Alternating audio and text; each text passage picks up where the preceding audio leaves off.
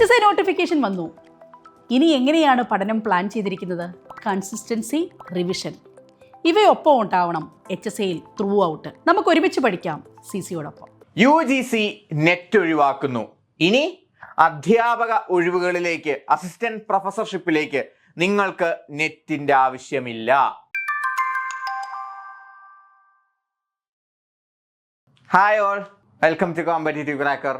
ഞാൻ അൽഫിൻ അബ്ദുൽ സലാം. UGCയുടെ വെബ്സൈറ്റിൽ വന്ന ഒരു നോട്ടീസ് എല്ലായിടത്തും സംശയങ്ങളുടെ ഒരു കൂമ്പാരമാണ് ഉണ്ടാക്കി വെച്ചിട്ടുള്ളത്. People are tensed, people are in doubt. What is this new update? എന്താണ് നെറ്റിന് സംഭവിച്ചത്? എന്താണ് നെറ്റ് മാനദണ്ഡം അസിസ്റ്റന്റ് പ്രൊഫസർഷിപ്പിന് ഉപയോഗിക്കാത്തത്? എന്ത് മാറ്റമാണ് UGC കൊണ്ടുവന്നിട്ടുള്ളത് എന്നുള്ളതിനെ പറ്റിയുള്ള സംശയങ്ങളും ഡൗട്ട്സുമാണ് എല്ലാവരുടെയും മനസ്സിൽ. ഇനി നെറ്റ് ആവശ്യമില്ലേ? നെറ്റ് ഇല്ലാത്തവർക്കും അസിസ്റ്റന്റ് പ്രൊഫസർഷിപ്പിന് അപ്ലൈ ചെയ്യാമോ? ഹയർ എഡ്യൂക്കേഷൻ ഇൻസ്റ്റിറ്റ്യൂഷൻസിലേക്ക് അസിസ്റ്റന്റ് പ്രൊഫസറായിട്ട് ജോലി ചെയ്യുവാൻ വേണ്ടിയിട്ട് എന്താണ് മാനദണ്ഡം എന്നുള്ള സംശയത്തിലേക്കാണ് എല്ലാവരെയും ആ നോട്ടീസ് തുറന്നുവിട്ടത്. Let's look into that notice by UGC.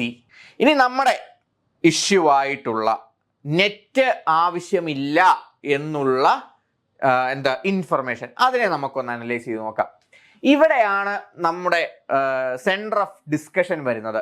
A UG degree NCRF level 6 with at least 75% mark or a PG degree NCRF level 6.5 with at least 55% marks or an equivalent grade and a PhD degree NCRF level 8. കണ്ടോ, ഇവിടെ എന്താണ് മാനദണ്ഡം?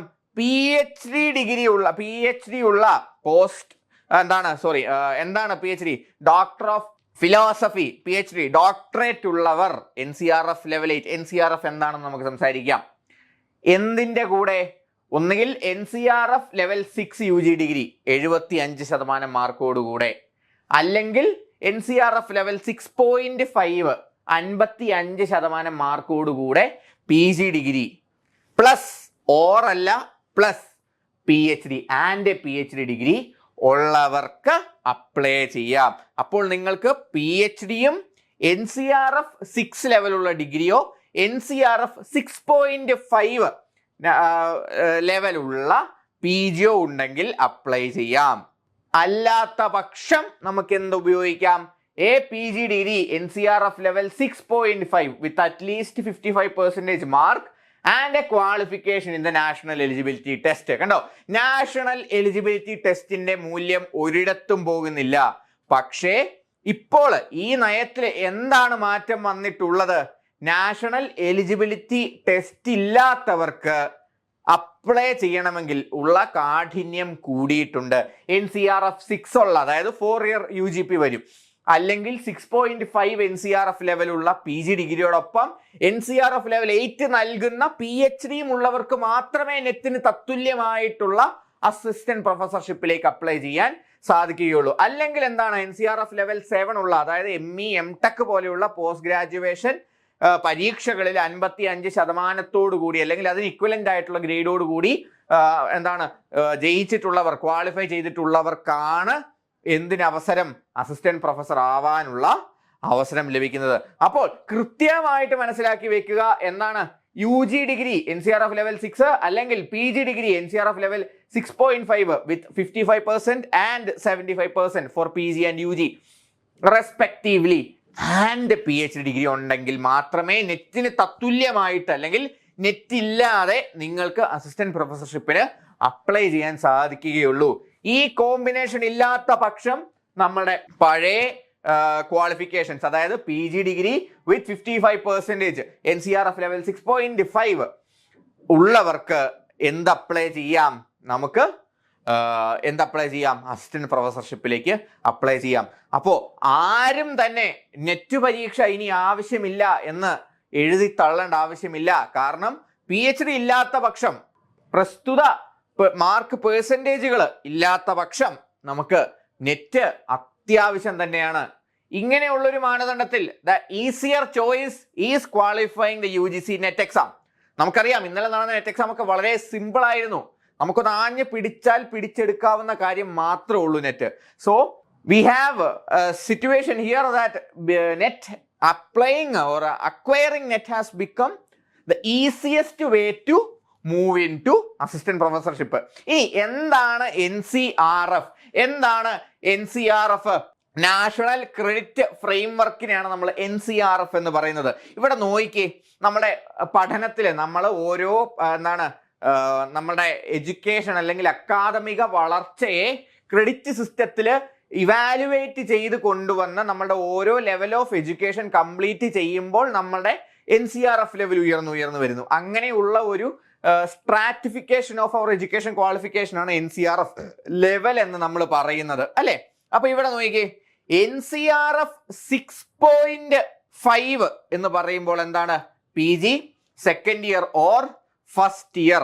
കണ്ടോ, അങ്ങനെയുള്ള സ്റ്റുഡൻസിൽ കണ്ടോ, PG ഡിഗ്രിയോട് കൂടി complete ചെയ്യുന്നവർക്കാണ് എന്താ 6.5 credit limit വരുന്നത്. 4 ഇയർ UG വിത്ത് ഓണേഴ്സ് ഉള്ളവർക്ക് മാത്രമേ എന്ത് കിട്ടുകയുള്ളൂ?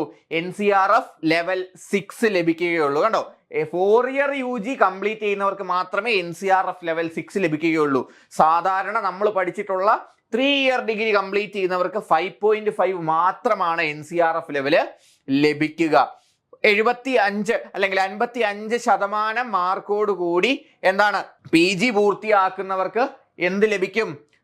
7.0 NCRF ലെവലും PG second year or first year എന്തില് പഠിച്ചുകൊണ്ടിരിക്കുന്നവർക്ക് എന്താണ് 6.5 അല്ലെങ്കിൽ 1 ഇയർ PG ചെയ്യുന്നവർക്ക് 6.5 ക്രെഡിറ്റ് ലെവലും ലഭിക്കുന്നതാണ്. ഇതിനോടൊപ്പമാണ് എന്ത് PhD NCRF 8 വന്നാൽ മാത്രമേ നെറ്റിന് തത്തുല്യമാവുകയുള്ളൂ. മനസ്സിലായോ? ഒന്നുകിൽ 4 ഇയർ UG പ്ലസ് PhD, അല്ലെങ്കിൽ 4 year UG plus 1 year PG plus PhD, അല്ലെങ്കിൽ എന്താണ് 3 year UG plus 2 year PG plus PhD ഉണ്ടെങ്കിൽ മാത്രമേ നമുക്ക് എന്ത് ലഭിക്കുകയുള്ളൂ? അസിസ്റ്റന്റ് പ്രൊഫസർഷിപ്പിന് തത്തുല്യമായിട്ടുള്ള യോഗ്യത ലഭിക്കുകയുള്ളൂ. മനസ്സിലായോ? എന്താണ് 3 ഇയർ PGക്ക് ലഭിക്കുന്ന ക്രെഡിറ്റ് ലിമിറ്റ് അല്ലെങ്കിൽ ക്രെഡിറ്റ് ലെവല് 5.5 ആണ്. 4 ഇയർ UGക്ക് ലഭിക്കുന്ന ക്രെഡിറ്റ് ലിമിറ്റ് 6 ആണ്. 1 ഇയർ PGക്ക് ലഭിക്കുന്ന ക്രെഡിറ്റ് ലിമിറ്റ് 6.5 ആണ്. 2 ഇയർ PGക്ക് ലഭിക്കുന്ന ക്രെഡിറ്റ് ലിമിറ്റ് 7 ആണ്. ഇവിടെ എങ്ങനെയാണ് വ്യത്യാസം വരുന്നതെന്ന് പറഞ്ഞു കഴിഞ്ഞാൽ 3 ഇയർ UGക്ക് ശേഷം നമുക്ക് എന്ത് ചെയ്യാൻ പറ്റില്ല? 1 ഇയർ PG ഡിപ്ലോമ ചെയ്ത് കഴിഞ്ഞാൽ നമുക്ക് എന്ത് ലഭിക്കില്ല? 6.5 ലഭിക്കില്ല. ആൻഡ് അതിനുശേഷം 2 ഇയർ ഡിഗ്രി ചെയ്ത് കഴിഞ്ഞാൽ മാത്രമാണ് നമുക്ക് എന്ത് ലഭിക്കുന്നത്? 7.0 NCRF ലെവൽ ലഭിക്കുന്നത്. പക്ഷേ 4 ഇയർ UG ചെയ്യുന്നവർക്ക് മാത്രം 4 ഇയർ UG പൂർത്തിയാക്കുമ്പോൾ 6.0 ലെവൽ ലഭിക്കുന്നു. അതിനുശേഷം ഒരു വർഷത്തെ PG ഡിപ്ലോമ അല്ലെങ്കിൽ 1 ഇയർ PG NEP പ്രകാരം FIUGPക്ക് ശേഷം 4 ഇയർ UG പ്രോഗ്രാമിന് ശേഷം 1 ഇയർ PG പ്രോഗ്രാം ചെയ്യുന്നവർക്കാണ് 6.5 ലഭിക്കുക. ഇതിനോടൊപ്പം PhD ഉണ്ടെങ്കിൽ മാത്രമേ എന്ത് ചെയ്യാൻ പറ്റുകയുള്ളൂ? നമുക്ക് അസിസ്റ്റന്റ് പ്രൊഫസർഷിപ്പിന് അപ്ലൈ ചെയ്യാനായിട്ട് സാധിക്കുകയുള്ളൂ. ഇങ്ങനെയുള്ള എക്സ്ട്രാ മാർക്കിംഗ് സ്കീമുകളും PhD വരെ ക്വാളിഫൈ ചെയ്ത് എത്താൻ നമുക്കറിയാം. ഒരു PhD ക്വാളിഫിക്കേഷൻ നമ്മുടെ തീസിസ് വർക്ക് കംപ്ലീറ്റ് ചെയ്യാൻ മിനിമം 5 ഇയേഴ്സ് വേണം. And it will take up to 5 to 7 to 8 years to complete your PhD. PG പൂർത്തിയാക്കിയ ഒരാൾക്ക് അസിസ്റ്റന്റ് പ്രൊഫസർഷിപ്പിലേക്ക് കടന്നു ചെല്ലുവാനായിട്ട് ഏറ്റവും എളുപ്പമാർഗം നെറ്റ് തന്നെയാണ്. അതിലൊരു വ്യത്യാസവും വന്നിട്ടില്ല.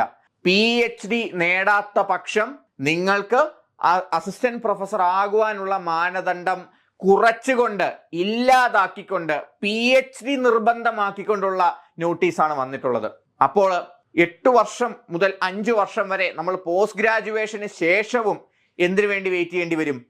PhD കംപ്ലീറ്റ് വെയിറ്റ് ചെയ്യേണ്ടി വരും. അങ്ങനെ വെയിറ്റ് ചെയ്യുമ്പോൾ നമ്മൾ ഈ PhD കാലഘട്ടത്തിൽ ചെയ്തിട്ടുള്ള വർക്കുകളൊന്നും തന്നെ എന്ത് ചെയ്യില്ല, നമ്മളുടെ ടീച്ചിങ് എക്സ്പീരിയൻസ് ആക്കി കണക്കാക്കപ്പെടുകയും ചെയ്യില്ല.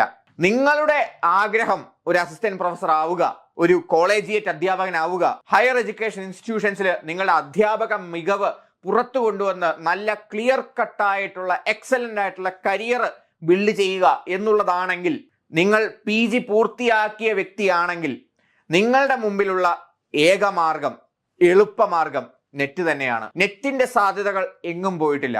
നെറ്റ് നമുക്ക് ഇന്ന് തന്നെ പഠിച്ചു തുടങ്ങിയാൽ നമുക്ക് വരുന്ന ദിവസങ്ങളിൽ അതുകൊണ്ട് തന്നെ നെറ്റിന് വേണ്ടിയിട്ടുള്ള പ്രിപ്പറേഷനും നെറ്റിന് വേണ്ടിയിട്ടുള്ള നിങ്ങളുടെ ഹാർഡ് വർക്കും മാറ്റിവെക്കേണ്ട ആവശ്യമില്ല. നെറ്റിന് വേണ്ടി പ്രിപ്പയർ ചെയ്യാം. നമുക്ക് നമ്മുടെ അസിസ്റ്റന്റ് പ്രൊഫസർ സ്വപ്നങ്ങൾ കൈവരിക്കാം. ഇങ്ങനെയുള്ള ഇൻഫോർമേറ്റീവ് വീഡിയോസ് ലഭിക്കുന്നതിന് വേണ്ടി ഈ ചാനൽ സബ്സ്ക്രൈബ് ചെയ്യുക. നിങ്ങളുടെ ആസ്പിരന്റ് സുഹൃത്തുക്കളിലേക്ക് ഈ വീഡിയോ ഷെയർ ചെയ്ത് കൊടുക്കുക. അവരുടെയും കൺഫ്യൂഷൻസ് അകറ്റുക. താങ്ക്